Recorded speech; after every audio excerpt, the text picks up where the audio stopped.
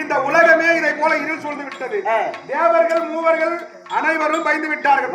பயம் பகல்ல இரவானா என்ன ஆகும்? இரவு பகலின் தனித்தனியா பிரிச்சு வச்சிருக்காங்க. ஆனா அந்த பகல் காலத்திலே இரவாக இதை போல இருந்து விட்டது. தேவர் மூவர் அனைவரும் வைத்து விட்டார்கள். அப்பொழுது பிரம்மதேவன் என்னை கோரி ஆண்டவா கோவிந்தா நாராயணா என்னை காப்பாற்ற வேண்டும் என்று முறையிடுகிற போது அப்பொழுது என்ன செய்தேன்? தேல்கண்டை என்று சொல்லக்கூடிய தேல்கண்டை மச்சம் தேல்கண்டை மச்சம் அதெல்லாம் இல்லடா. தேல்கண்டை மச்சம் மீன் இந்த மூணும் ஒரே பேர் தான். மீனுக்கு பேர் தான் தேல்கண்டை மச்சம் அப்படின்னு சொல்லக்கூடிய தேல்கண்டை என்று சொல்லும்படியான மச்ச அவதாரத்தை எடுத்து முதல் அவதாரம் அது. ஆமா, ஆண்டவருடைய முதல் அவதாரம் மச்சம் என்று சொல்லக்கூடிய அவதாரத்தை எடுத்து அந்த சோமுகாசூரனை பிடித்து மடித்து அந்த 4 வேதத்தை கொண்டு வந்து பிரம்மதேவனிடத்திலே ஒப்பித்தேன். அடுத்தபடியாக மாபல சக்கரவர்த்தியாகப்பட்டவன் நானே உலகில் வல்லவன் என்று அகம்பிடித்துக் கொண்டிருக்கிறார். அப்பொழுது என்ன செய்தேன்? குட்ட உருவமாக மொட்டை பாப்பானாக வாமன உருவத்தை எடுத்தேன். ஆமா, அப்படியே நான் கலந்தையா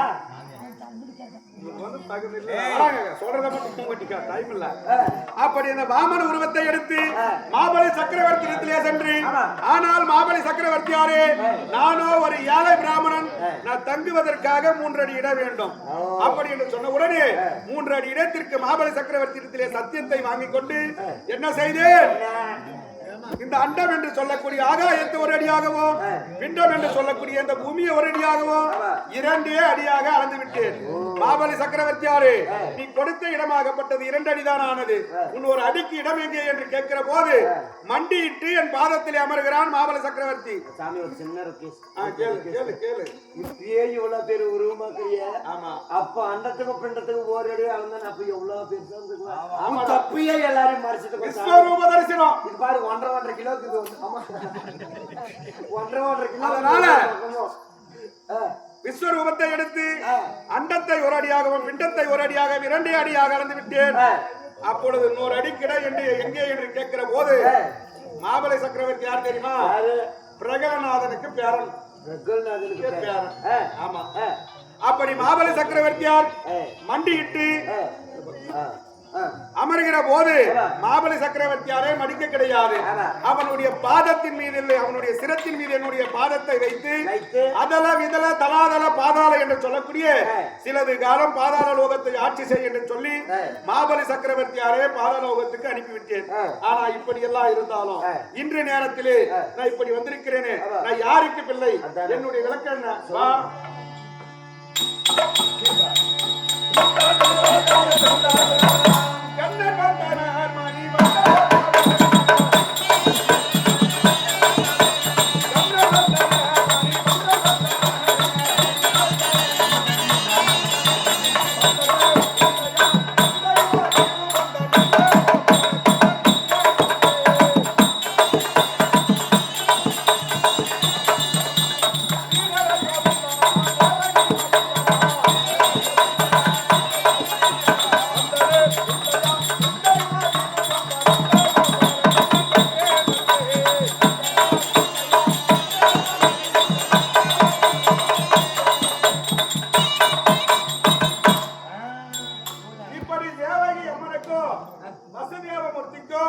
தேவகி அம்மனுக்கும் 8ஆம் பிள்ளையாக கண்ணனாக சிறைச்சாலையிலே பிறந்தேன்.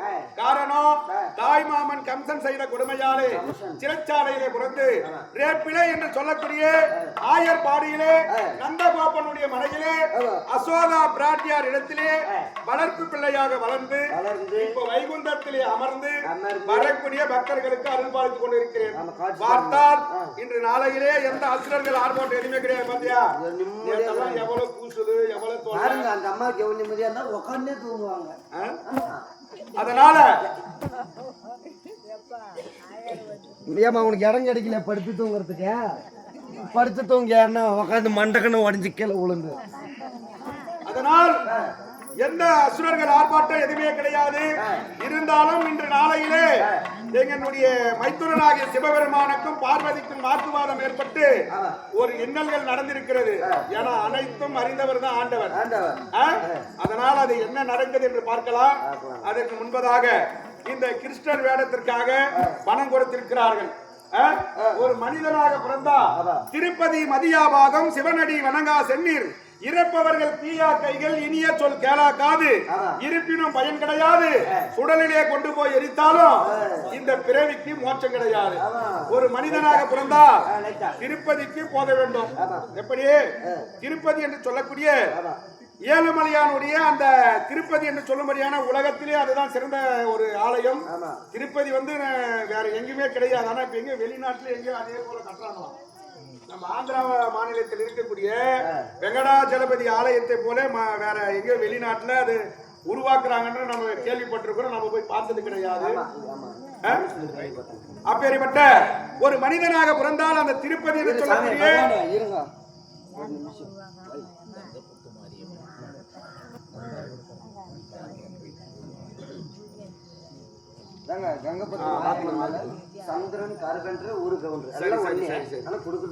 ஆனால் திருப்பதியை மதிக்க வேண்டும். சிவனடி வணங்கா சென்னீர் சிவனுடைய ஆலயத்திற்கு சென்றால் இந்த சிரத்தை தாழ்த்தி வணங்கணும். அதுதான் சிவனடி வணங்கா சென்னீர். இறப்பவர்களுக்கு ஈயாக்கை நம்மளால முடிஞ்சது ஏதோ ஒண்ணு உதவி பண்ணணும். இல்லாதவங்க வந்து கேட்டா அதிகமா ஒரு 100 ரூபாய் தர இடத்துல ஒரு 10 ரூபாவது கொடுக்கணும். இறப்பவர்கள் கீயா கைகள் இனிய சொல் கேளாக்காது. மகாபாரதம், ராமாயணம், கந்த புராணம், வள்ளிய புராணம், சிவபுராணம் இப்படி சொல்லப்பட்ட எத்தனையோ நமக்கு முன்பதாக பெரிய பெரிய புலவர்கள் அதை உருவாக்கி இருக்கிறார்கள். இந்த மனித பிறவியில் அதை இந்த செவியால கேட்கணும். என்ன சொன்ன? திருப்பதி மதியாபாகம் சிவனடி வணங்கா சென்னீர் இறப்பவர் கீயா கைகள் இனிய சொல் கேளாக்காது இருப்பினும் பயன் கிடையாது. இந்த இனிய சொல் கேட்கலன்னு வச்சுக்க இந்த பிறவி எடுத்ததுக்கு மோட்சம் கிடையாது. இருப்பினும் பயன் கிடையாது. இது இறந்த பின்பு கொண்டு போய் சுடையில் இழைத்தாலும் இந்த பிறவிக்கு இந்த பிரேதத்துக்கு மோட்சம் கிடையாது. அதனால இதை தெரிந்து கொள்ள வேண்டும்.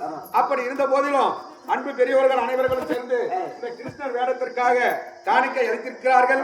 அவர்கள் உள்ளத்திலே என்னென்ன நினைத்து எப்படி காணிக்கை கொடுத்தார்களோ அதே எல்லாம் வல்ல இறைவனாக விளங்கக்கூடிய இம்பெருமான் என்று சொல்லும்படியான 10 அவதார மூர்த்தி அவர் பங்கிலே குடியிருந்து இதே கோயில் கொண்டு இருந்து அருள் பாலிக்கக்கூடிய ஸ்ரீ கங்கை புத்துமாரியம்மனுடைய அருள் பெற்று நோய் இல்லாத வாழ்வும் குறைவில்லாத செல்வமும் அவர்களுக்கு நல்க வேண்டும் என்று சொல்லி எல்லா வல்ல இறைவனை வேண்டிக் கொள்வோம். சுபேஜயம். இதே நல்ல வேலை. இந்த வேலையிலே காணிக்கை கொடுக்க வேண்டும் என்று கொடுத்திருக்கிறார் நமது கார்பெண்டர் சந்திரண்ணா ஊர் கவுண்டர். இப்படி இருக்கக்கூடிய இந்த விழாவிற்கு சீரும் சிறப்போடு ஒற்றுழைப்பு தந்து அனைவர்களும் மிகப்பெரிய ஒரு சிறப்பான முறையில் இந்த திருவிழாவை செஞ்சிருக்காங்க. ஏன்னா மகாபாரதத்துல வந்து ஆண்டவர் ஒரு இடத்துல சொல்லியிருக்காரு, தன்னை தான் பெருமையாக பேசிக்கொண்டால் அவன் இறந்ததுக்கு சமம். நான் தான் பெரிய ஆளு பணக்காரன் அப்படின்னு சொல்லிட்டு நம்ம தன்னை தானே பெருமையாக பேசிக்கொண்டால் அவன் இறந்ததற்கு சமம். மதிக்கக்கூடியவர்கள் இந்த மாதிரி ஒரு பெரியவங்க இருக்காங்கன்னு வச்சுக்க, ஒரு சின்ன பசங்கன்னா அவங்களை மதிக்கணும். ஒரு வார்த்தை சொன்னா கேட்கணும். நாம மதிக்கக்கூடியவர்களை அவர்களை தாழ்த்தி பேசினால் அவர்களை அவங்க இறந்த பாவம் நம்மள சேருமா? இது நான் சொல்லல. மகாபாரதத்துல மகாவிஷ்ணு ஒரு இது செயல்முறையாக நமக்கு சொல்லி இருக்கிறார். இதை தெரிந்து கொள்ள வேண்டும். அப்பேற்பட்ட அன்பு பெரியோர்களும் அருமை தாய்மார்களும் இந்த ஊர் பொதுமக்களும் மற்றும் இந்த இந்த ஆலயத்துக்கு சேர்ந்த அனைவர்களும் சேர்ந்து சிறப்பான முறையிலே ஆலயத்தை கட்டி கும்பாபிஷேகம் செய்து நாடக விழாவும் சிறப்பான முறையில் ஏற்பாடு செய்திருக்கிறார்கள். அப்படி ஏற்பாடு செய்தது போதும் அதே எல்லாம் வல்ல இறுதியாக விளங்கக்கூடிய கங்கை புத்து மாரியம்மன் எல்லோருக்கும் எல்லா வளமும் நலமும் நல்க வேண்டும் என்று சொல்லி அம்மனை வேண்டிக் கொள்வோம். இதே நல்ல வேளையில் சந்திரன் என்று சொல்லக்கூடிய அருமை என்ன இந்த விழா கமிட்டியிலே ஒருவராக இருந்தாலும் ஊர் கவுண்டர் அவர் செய்யக்கூடிய தொழில் கார்பெண்டர் தொழில் செய்து கொண்டு வருகிறார்.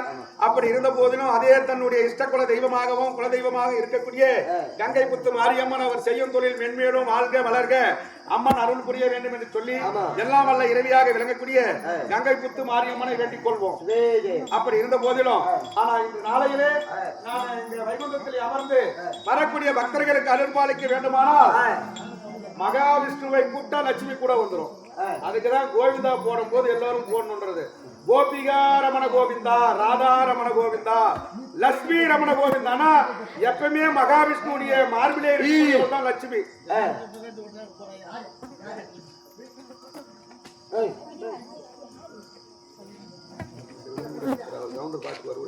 லட்சுமி என்பவள் மகாவிஷ்ணுடைய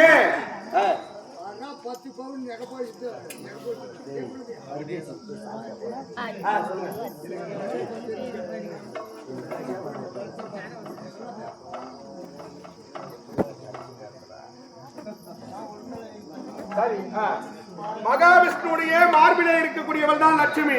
அதனால லட்சுமி ரமண கோவிந்தா என்று சொன்னால் அந்த கோவிந்தன் வந்தால் லட்சுமி வீட்டுக்கு வருவாள் என்பது ஐதீகம். அதனால் என்னுடைய மனைவியாக விளங்கக்கூடிய லட்சுமி அந்த புறத்தில் இருக்கிறார். வரக்கூடிய பக்தர்களுக்கு அருள் பாலிக்க வேண்டுமானால் மனைவி அழைத்துக் கொண்டு வா. போ.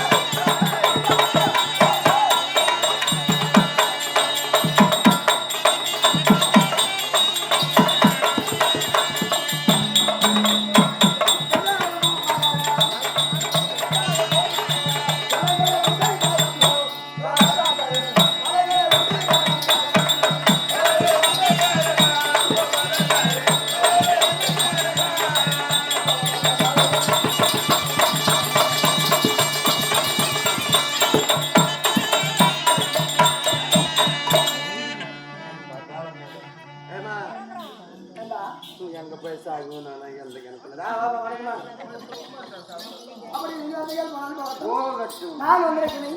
நான் யார்? எந்த நாட்டை சேர்ந்தவன்? எனது பேர் சொல்றேம்மா. அப்படியே சொல்றியா? அப்ப நான் உட்காந்து சொல்றேன்.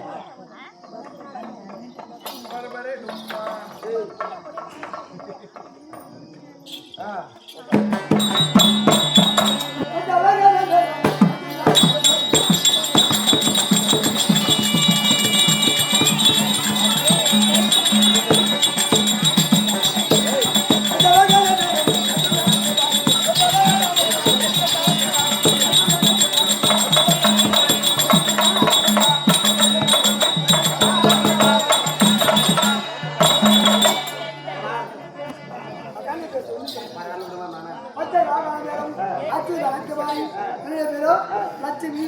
ஓ மன்ன வந்தது யாரு கூட்டுக்காரன்? பரவாயில்லம்மா, கூட்டுக்காரனுக்கு உனக்கு ஜோடி பார்த்து ஹைட்டு கட்டாந்தாலும் வெயிட் கொஞ்சம் மட்டும் அட்ஜஸ்ட் பண்ணிக்கிறியா? அண்ணா ஒரு பேர் என்ன எனக்கு முன்பதாக இருந்தது. அண்ணா ஒரு பேர் என்ன? அதுதான் விசுப்புகேது. ஏப்பா அவனே தோட்டணுமா பாரு. முன்ராசி பரவாயில்ல. எல்லாம் கல்யாணம் பண்ணா கட்டி பேரை வாங்கினாங்க. பெட்டெல்லாம் வாங்கினாங்க. ஆனா முன்ராசி பரவாயில்ல. பெட்டே கல்யாணம் பண்ணிருக்காங்க.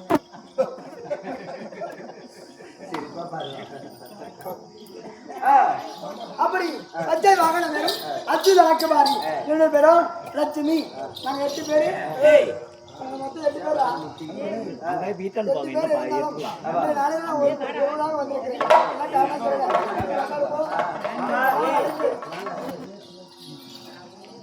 ஏங்க வாங்க 10 பேர்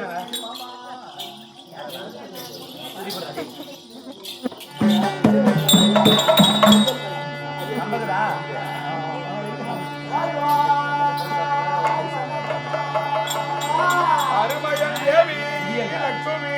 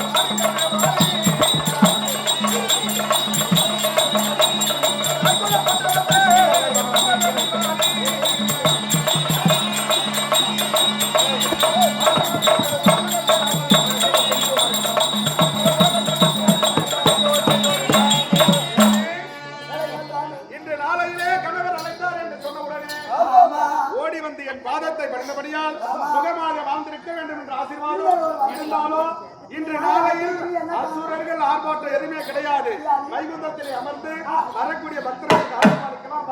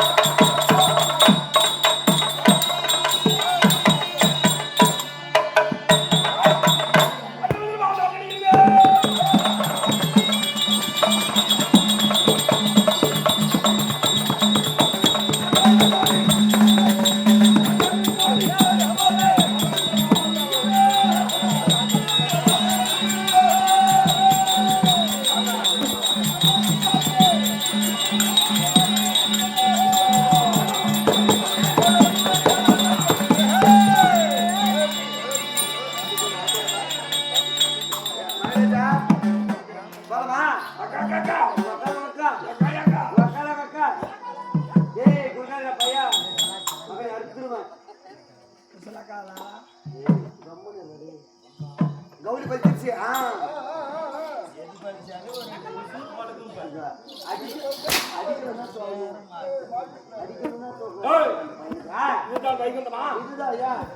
போலாமா போலாமா அந்த என்ன கட்சி என்ன சொல்றேன் யாரு நான் வந்து சொல்றோம் வெள்ளிக்கிழமை அமர்ந்தலோ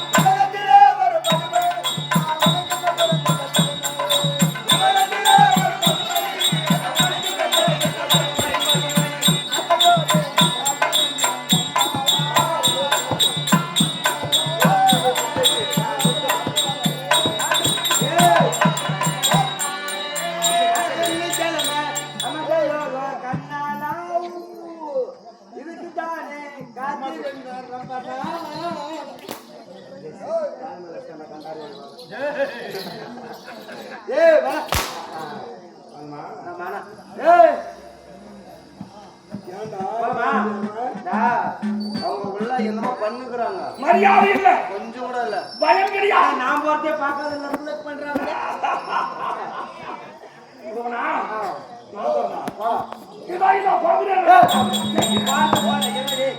போறது பாரு மாலை மஞ்சள் குங்குமம் வாங்கி வந்து ரெடி பண்ணி வச்சுட்டு போ இப்ப நீ சுடுகாட்டுக்கு போறது இல்லையா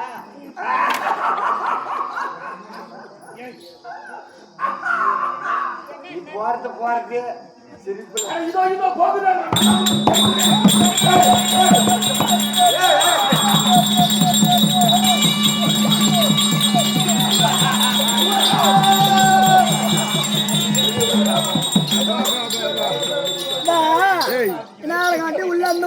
உள்ள 2 பேரும் ஒருவரோடு ஒருவர் பஞ்சனையிலே சந்தோஷமா இருந்தோம். அது வேலைக்கு உனக்கு என்ன அர்ஜென்ட் ஆயிடுக்கும் ரோடு கூட்டின்னு வந்துக்கிறேன். ஏய் நான் எங்கடி கூட்டின்னு வந்தா நீ என்ன புடிச்சு தள்ளலையா? நான் என்ன பண்ண நீ தான் என்ன பிடிச்சி வெளியே தள்ளணும் நானுக்கிறேன். அங்க பாரு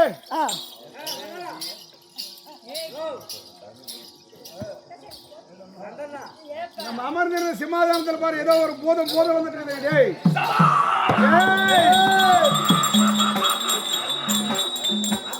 யார் யாரும் பார்க்கலாம்.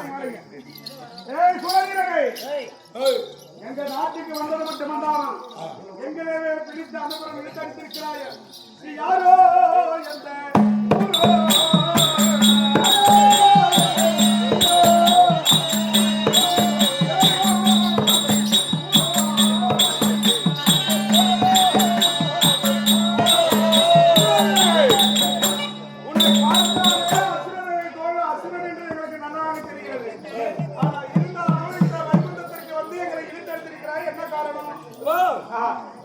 பார்வதி அதெல்லாம் வந்த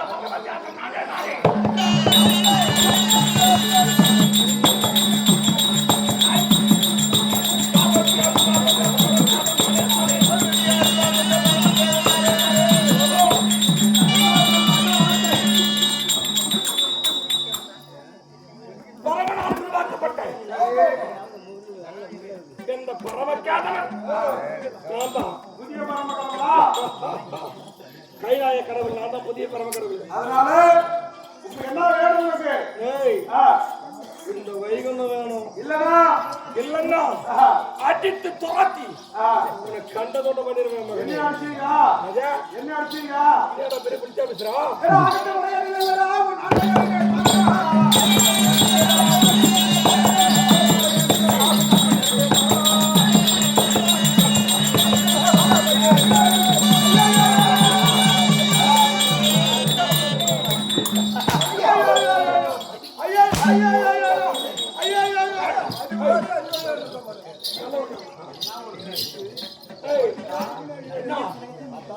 அடிச்சுட்டாரு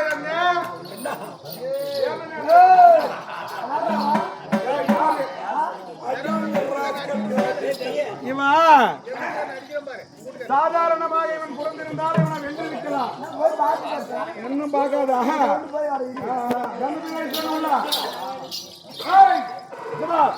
சிவபெருமானுடைய நெற்றிக்கல்லால் கொண்டவன்.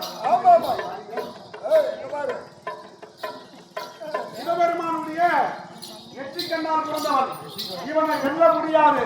இவனை தந்திர மார்க்கமாக வெல்ல வேண்டும். இவனுக்கு தெரியாமல் நம்ம மறைந்து உருவத்தை மாற்றி சென்று விடலாம்.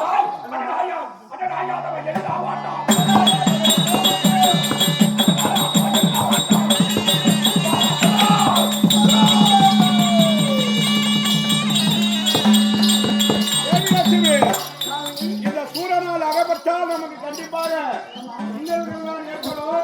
அதனால உருவத்தை மாற்றி ஜாதகத்தின் வழியாக புறப்பட்டு விடலாம். இந்த மயிலாக உருவம் போட்டு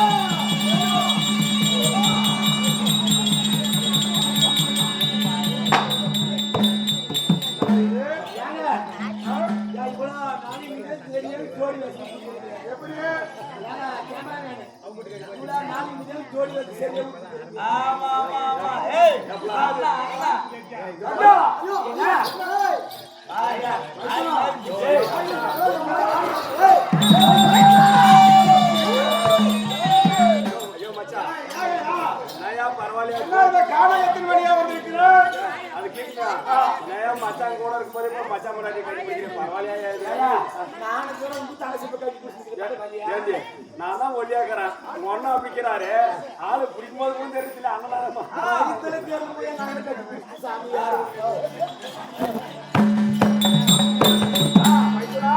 என்னையா இது கானகத்தின் வழியாக வந்திருக்கிறேன்? என்ன சமாச்சாரம்? கையில மலையை விட்டு நீங்க வந்திருக்கீங்க, என்ன சமாச்சாரம்? ஏன்னா எங்க வைகுந்தத்துல எல்லாம் வந்து வேக்காடு அதிகம். அதனால ஒரே உம்பரமாக்குது. அதனால கொஞ்சம் காத்து ஓட்டமா வரலாம்னு வந்தேன்.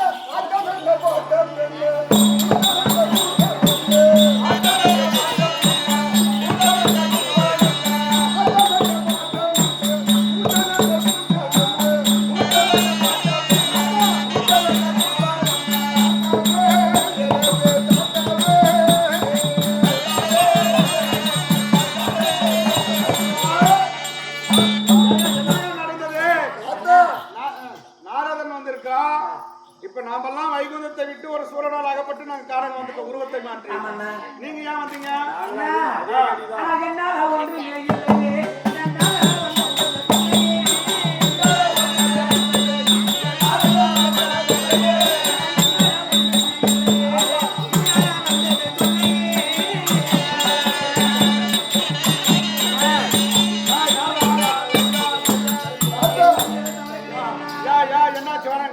என்னால ஒன்றுமே இல்லையே. இந்த நாரதனால் வந்தது இல்லையா? என்ன நடந்தது? என்ன நடந்தது? மச்சான் படியலுக்கு போயிருந்தாரு. சரி. நான் கலையில வெள்ளிங்கிரிமலை தனித்திருக்கிற போது பாட்டி தாத்தா கங்கியோட இருக்கிறாரு, விவசாயம் பண்ணுவோம்னா. சரி. நானும் மச்சான் கிட்ட கேட்ட விவசாயம் பண்ணு சொன்னேங்க. இந்த விவசாயத்துக்கு ஆள் ஒண்ணு கேட்டாரு. இன்னொரு அழைத்து விடுன்னு சொன்னேன். அதனால கண்டுக்கு இருந்தார். என்னை எரிக்க முயன்றார். அந்த தீப்பொறி ஒரு பாரம்பரிய விழுந்து பரமை கிடந்து பிறந்து இவன் வார்த்தையை கேட்டு அடி அடி அடிச்சு என்ன அடிச்சு போட்டான். இந்த பாவி மனுஷன் கஞ்சா நல்லா அரைச்சு கொடுத்தாரு. நான் ஒரு சாபத்தை கொடுத்திருக்கிறேன். ஒரு பெண்ணை மட்டும் சாப்பிட வரத்தை கேட்டிருக்கிறேன். படுபாவி என்னை போல பிள்ளை உயிர் போல சபித்திருக்கிறேன். அந்த பாவியை துரத்தினான். உயிலாமையில வடிவெடுத்து உங்க பாதிமே கலிந்து வந்திருக்கிறான். நாரதன் கழகம் நன்மையில் முடியும். அதே போல நாரதன் சொன்ன மாதிரி விவசாயம் பண்ணுங்க. விதைய விரைச்சிட்டீங்க. அது வளர்ந்து இப்ப அறுவடைக்கு நிக்குது. அறுவடைக்கு வந்து விட்டது. என்ன செய்யணும்? அதனால நீ கொடுத்த சாபத்தின் பிரகாரமாக இந்த உருவத்தோட உன்னை அழைக்க முடியாது.